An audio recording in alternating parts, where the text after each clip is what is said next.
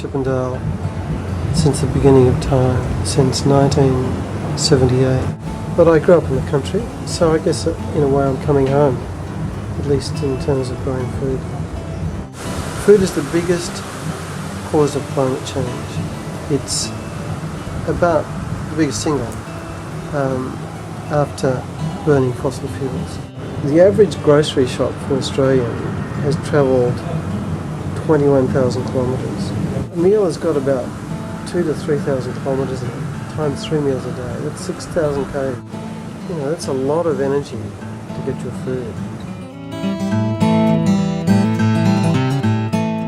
We're right in the heart of the city, at least an hour's drive from many farms. And the research is clear by the United Nations and by Australian research that in the next 10 years we are going to run out of food sometimes. We're going to find food very expensive, and we are going to, as a country, experience scarcity. So I need to grow food where I live and work, as does every Australian.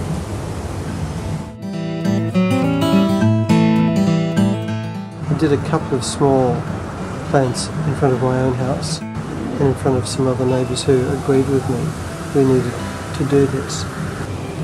After I had done that, I then got a couple of council officers out and explained to them what we were doing.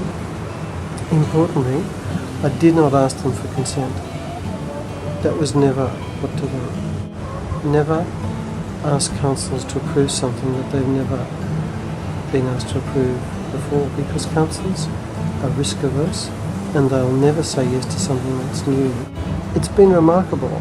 I just walk up and down, I hear conversations.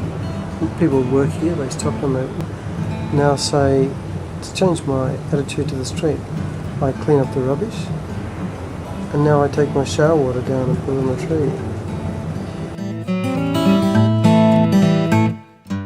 In October 2008, we had a fair where all the farmers from the places where we'd been buying food. The fair was essential because it gave me the confidence that I wasn't just having a conversation with myself. And the council, parks officers, who by now were quite persuaded of the community support, gave us 200 fruit trees, and we planted them. There have been quite a lot of leaves that can be used to make tea or to flavour curries and spices and fruit salads produced. 2 300-litre compost bins in the public park.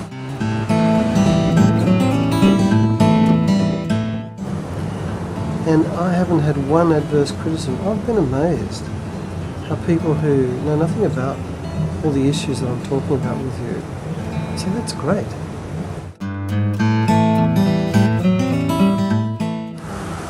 The biggest obstacle has been my own ignorance about how to grow fruit trees. We've lost about 30 trees, probably about $800 or $900 worth of trees have been stolen. Key thing is trust yourself. You don't have to be a gardener. Next time you're going to the grocery shop, see if they've got a fruit tree, buy it, come back home, even if you just stick it in a pot. I'm doing this because the research I've got indicates that in about 10 years we'll have food scarcity in Australia. If you're listening to this or watching it, imagine what you'd do in 10 years' time if there are no oranges, or the only oranges that you can get are $3 or $4 each. Imagine.